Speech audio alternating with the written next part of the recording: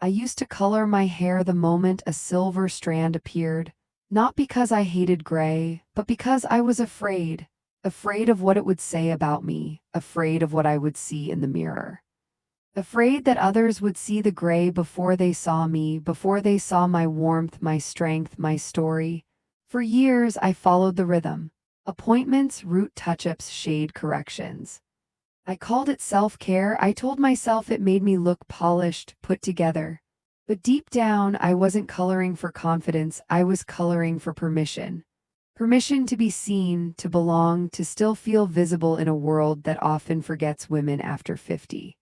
And every time, I hoped the color would hold back the clock just a little longer. But it never really did. The gray always returned, quietly, persistently, like a whisper I tried to ignore. And over time, that whisper grew louder. Not just in my hair, but in my heart. Then one morning, as soft light filtered through the curtains and caught my reflection in the mirror, I didn't feel beautiful. I didn't feel confident or youthful or empowered. I felt tired. Tired of pretending, tired of fighting something that felt, in a strange way, honest. And for the first time, I didn't reach for the box of dye. I just stood there, looking at the woman staring back at me, a little older, a little softer, and somehow more real. That moment didn't feel brave. It felt quiet, still, like the beginning of something I couldn't yet name. I didn't decide to go gray. I didn't make a bold declaration. I just stopped. And in the stillness of that choice, something else began to grow. A thought. A question. What if this wasn't about aging at all? What if letting the gray come in wasn't giving up, but letting go? Letting go of expectations, of fear, of the exhausting chase for youth that never truly belonged to me. That's the story I want to share with you today. Not just about hair, but about identity, about softness, about permission, not from the world, but from ourselves. Because what started as a decision to skip a dye appointment became the beginning of a quiet revolution in how I saw myself. And I wonder, have you ever stood in front of your mirror, fingers grazing your roots, wondering, do I cover it again, or do I finally let it be? Have you ever been caught between the version of yourself the world expects to see and the version of you that feels the most free? If that's ever been you, I'd love to hear your story. Because maybe, just maybe, this isn't just my journey, maybe it's ours. Maybe we're all learning how to stop erasing ourselves and start showing up as we are. So if you've ever considered it, even just for a moment, tell me in the comments. What held you back, or what helped you let go? I believe these stories matter. And sometimes hearing another woman say "me too" is the most powerful thing we can offer each other. Let's begin. It's strange how quiet transformation can be. There were no trumpets the day I decided not to color my hair, no cheering section, not even a witness. Just me and the gentle hum of a morning too ordinary to carry such a pivotal shift. I didn't tell anyone, I didn't even fully tell myself, I just didn't reach for the dye. But of course, the change was coming. Whether I acknowledged it or not, time had been moving in the fine lines by my eyes, in the silver peeking through my scalp, in the quiet strength I was only beginning to understand. For a while, I didn't notice anything different. My hair grew slowly, inch by inch, and I kept tying it up, brushing it back, pretending it wasn't happening. But it was. A few weeks in, the roots started to show, that unmistakable contrast between what I was and what I had painted myself to be. I remember catching a glimpse of it in the rearview mirror one afternoon. The light hit just right and I saw the gray so clearly. For a split second, my stomach dropped. I felt exposed, like I'd forgotten to finish getting dressed, like someone might see me and think I'd given up. And that's what the world tells us, isn't it? That gray means you've stopped trying, that if you let it grow in, it's because you've let yourself go. But what if the opposite is true? What if letting go of the dye is not about surrender, but about reclaiming? I started noticing how often I'd adjust my hair in public. I became hyper-aware of the line between dyed and natural, always wondering if someone noticed. At the grocery store, in the elevator, passing by a window, I felt like I was unraveling thread by thread, not in a tragic way, but in an honest one, like removing layers that had clung to me longer than they should have. And then came the comments. Small ones, harmless maybe. Oh, you're letting it grow out, with a raised eyebrow. Going gray already, as if it were a confession. You're so brave. Brave for what, existing as I am. But those comments weren't cruel.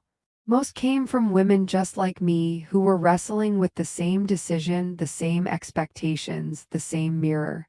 Sometimes they said nothing at all, just looked at my roots, then at me, and smiled in a way that said, I get it. And that was enough. There's a strange kind of intimacy in going gray publicly. You become visible again, not in the way you used to be, maybe, but in a way that feels more true, more dimensional, more complete. People start to see you not just as a woman who is aging, but as a woman who is choosing how to age. And there's something radical about that. I won't lie, there were moments I wanted to run back to the bottle. Especially in the early stages when the grow out looked uneven and messy. I'd scroll past photos of women with perfect silver bobs or chic salt and pepper waves and think, mine will never look like that. The internet made it look effortless, elegant, almost fashionable. Mine looked like indecision, but something held me steady. Maybe it was curiosity, maybe it was stubbornness. Or maybe, just maybe, it was a quiet longing to meet myself, the self that had been buried under layers of ash brown and dark chestnut and caramel highlights. And as the months passed, something shifted. The silver deepened. The texture softened. My hair began to feel like mine again, not a version I'd borrowed, but a story I'd grown into. The woman in the mirror still surprised me sometimes, but more and more she also comforted me. I remember one morning brushing my hair back and noticing how the silver caught the morning light. It shimmered, not dull, not lifeless, but alive, like moonlight, like snow under stars. It wasn't the color I had feared all those years. It was luminous. And I realized this isn't aging, this is evolution, and it wasn't just about the hair. The more I let go on the outside, the more I softened on the inside.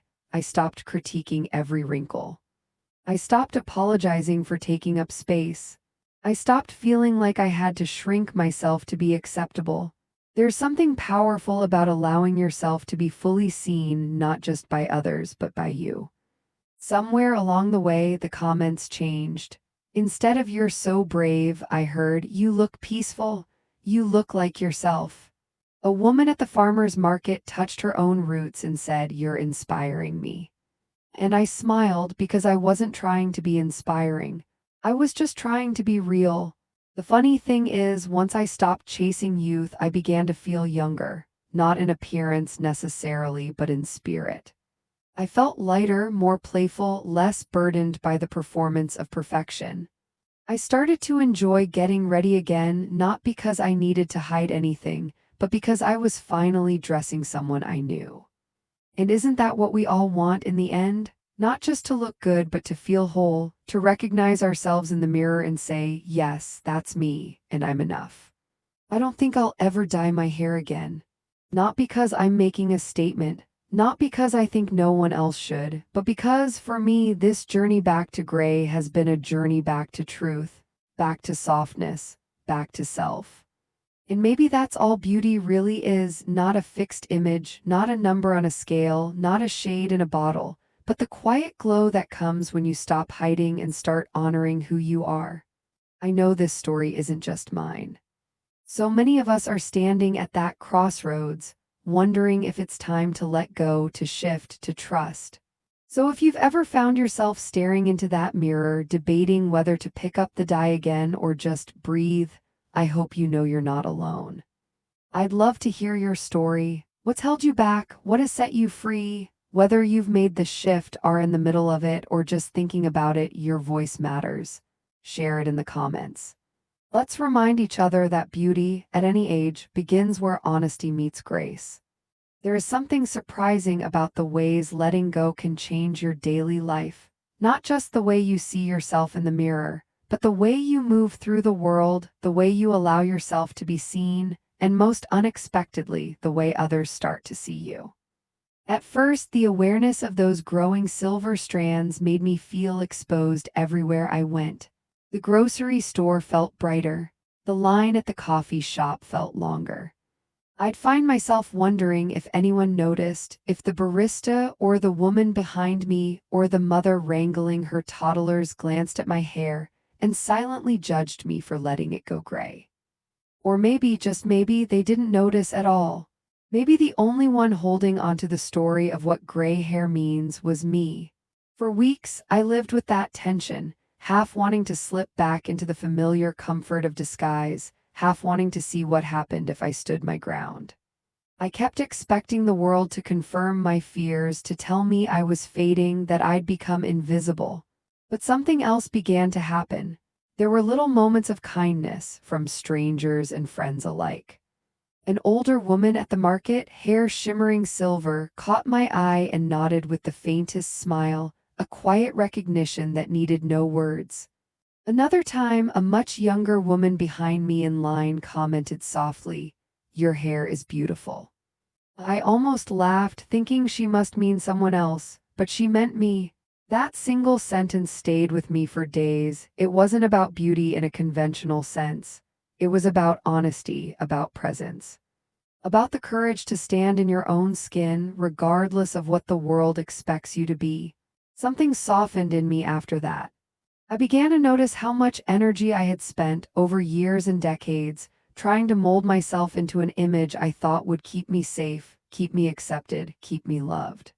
And the truth is, the more I let go of that performance, the more open I became to the people around me. I found myself smiling more often, meeting people's eyes, engaging in small, real conversations with strangers and friends alike. It was as if, by letting my hair be seen for what it was, I was giving myself permission to be seen in other ways too. At home, my days took on a quieter rhythm. I spent less time fussing with roots or planning my next appointment. I felt a gentle, growing curiosity about the woman I was becoming, the one who didn't flinch at her reflection, who didn't try to shrink or hide. I tried on different scarves, different earrings, just for the joy of it.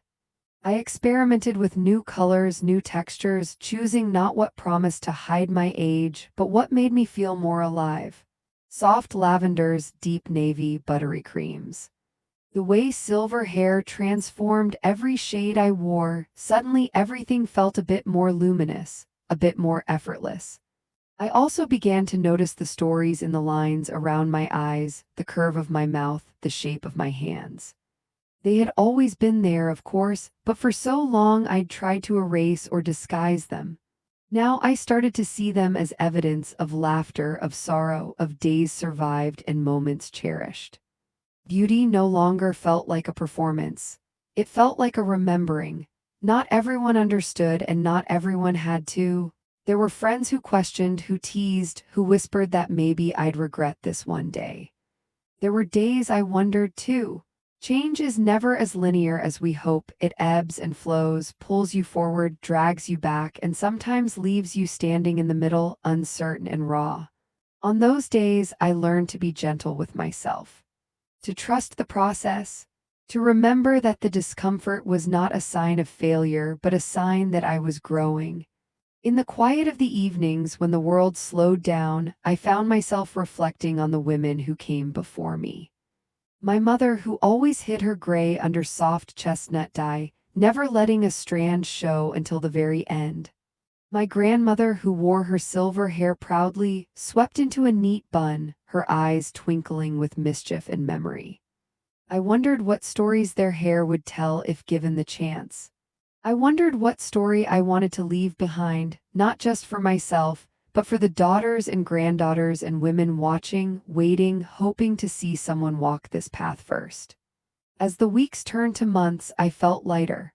I found freedom in the rituals of self-care that had nothing to do with hiding or covering or erasing, but everything to do with nurturing: skin care, slow walks, tea in the afternoon, laughter with friends. I realized that my reflection was changing, not just in color but in spirit. I looked more like myself than I had in years. There was an ease, a grace, a kind of wild beauty in simply being true. If you've ever considered letting go of old stories, of anyone else's definition of beauty, I want you to know this. The world will try to tell you who you are, what you should look like, what you should fear. But there is power in writing your own narrative. There is grace in becoming visible again on your own terms. And if you are somewhere on this journey, hesitating, questioning, or just beginning, I hope you'll share your story. Tell me about the first moment you saw your silver roots and what you felt. Tell me about the comments that made you waver or the words that gave you courage. These stories matter more than we know. Together, we are building something beautiful, a tapestry of women who are learning to honor the truth in the mirror and the woman waiting to be seen. There are seasons in a woman's life when everything familiar seems to shift beneath her feet. The mirror, once a friend or a battleground, becomes a place of reckoning. As the weeks passed and my hair continued its slow transformation, I began to realize how much of my sense of self had been wrapped up in color, in habit, in stories I had inherited about what makes a woman put together. At first, every new silver strand felt like a rebellion and a risk of not being accepted, of looking tired or letting myself go.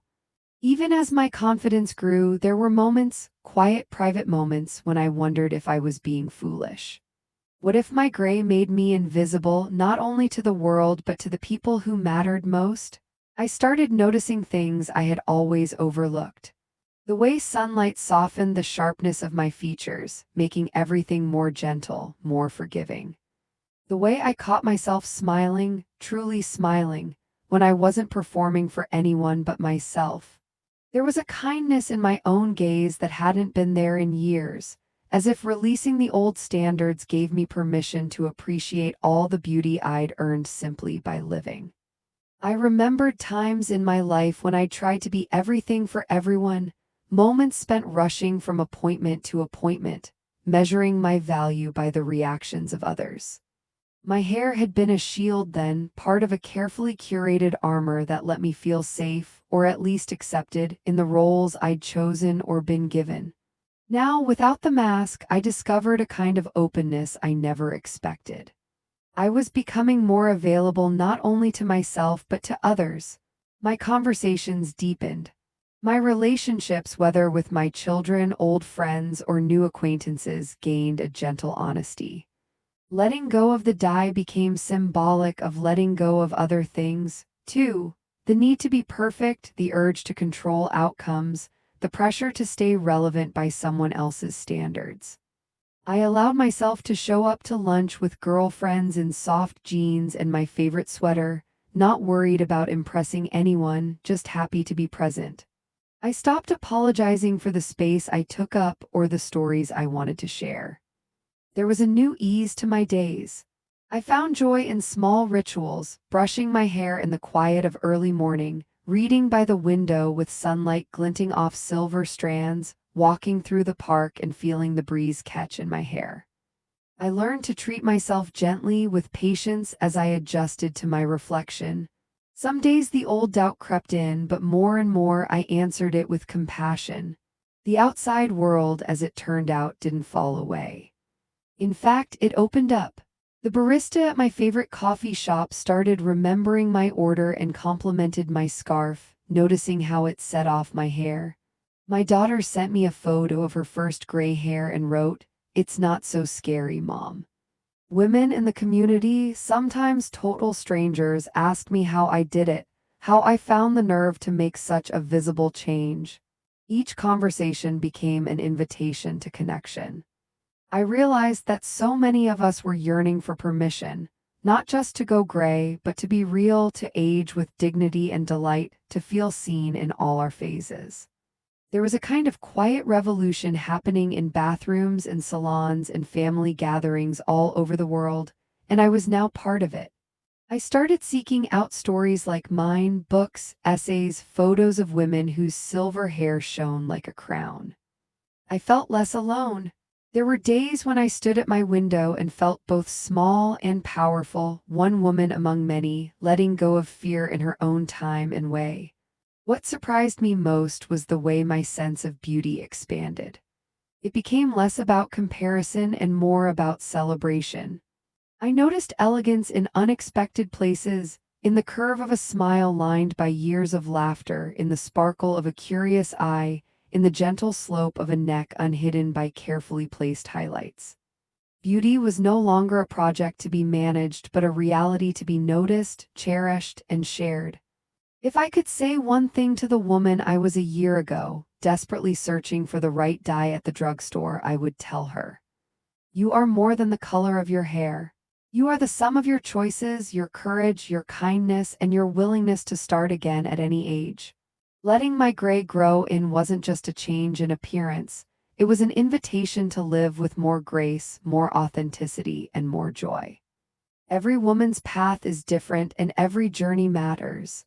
There's no right way or perfect time, only the moment you choose to honor your own truth. And if you find yourself somewhere between hesitation and hope, I hope you know you have company. Share your questions, your struggles, your triumphs. Together, we can create a space where every woman at every age is free to show up just as she is, worthy, radiant, and beautifully, undeniably herself. There comes a moment, quiet, almost unremarkable, when you realize you're no longer waiting for approval. You stop searching every reflection for permission to belong. You notice instead a softness blooming inside you. A quiet pride, a sense of rightness, the feeling that your life finally fits. The gray in your hair is no longer a secret to be managed or a problem to be solved. It is a part of your story, woven through years of laughter, loss, reinvention, and strength. It becomes a reminder that you are still growing, still becoming, still radiant in ways the world may never measure. One day you catch your own reflection and feel a surge of affection for the woman you've become, for the girl you once were, for the courage it took to let go of what no longer served you. You recognize the cost of always trying to be enough, enough for family, for work, for expectations that were never really yours. Now, with each silver strand, you reclaim a piece of yourself, gently and unapologetically. The world, of course, keeps spinning with its endless suggestions of improvement, creams, colors, advice on how to hide, disguise, or delay. But you discover something far more powerful, the ability to stand in your truth and celebrate it. You choose colors because they bring out the sparkle in your hair, not because they promise to erase a decade. You laugh freely, feeling the freedom that comes from no longer needing to shrink or explain yourself. And you become, without realizing it, a light for others. Your presence reassures younger women who wonder if they too will disappear as they age. Your example offers hope to friends still wrestling with their own doubts. Even strangers passing you on the street might sense the quiet dignity in your stride, a woman at peace with herself, unconcerned with approval, luminous from within. This journey isn't about hair, not really. It's about the beauty that grows when you release what no longer feels true and embrace what is. It's about all the ways you have weathered storms and still found softness in your heart. It's about offering yourself the same grace you've given to everyone else for so long. You become not just older, but deeper, richer, more awake to the fleeting miracle of every ordinary day. If you're listening now and you find yourself standing at your own crossroads, debating whether to take the leap, wondering if it's worth the discomfort, questioning whether you'll still be seen, know this: you are not alone. All over the world, women are learning to honor their truth in new ways, letting go of the illusion of perfection in exchange for something far more precious: authenticity. Your story is important. Your questions, your hesitations, your victories, they matter here. I invite you to share your thoughts, your journey, or even just your hopes for what comes next. What has letting go taught you? What do you see in the mirror today that you didn't see a year ago? Let's fill the comments with real stories of softness, resilience, discovery, and hope, so that every woman who finds this space knows she is seen and welcomed exactly as she is. And if this video touched your heart, if it made you feel a little less alone or a little more courageous, I'd be honored if you'd subscribe, leave a like, or simply share this message with someone who needs to hear it. Because the world needs more women who are unafraid to be true. In the end, going gray isn't just about hair. It's about saying yes to yourself, your wisdom, your softness, your strength, your story. It's about coming home to the woman you are at any age and knowing you are already enough. Right here, right now, just as you are. Before we end, I'd love to hear from you. Have you ever stood at that same crossroads, wondering if it was time to let go of old routines, to embrace something new, or simply to show up as your truest self? What did it feel like for you? Was there a moment that changed your perspective, or are you still searching for your answer? Maybe you've let your silver grow in. Maybe you're thinking about it. Maybe your gray hair is something else entirely, a way you're learning to accept and love the real you. Share your story in the comments. What has surprised you most about embracing change? What fears or joys have you discovered along the way? Your voice might be exactly what another woman needs to hear today. Let's keep this conversation going because together we're rewriting what it means to age, to show up, and to be beautifully, unapologetically ourselves.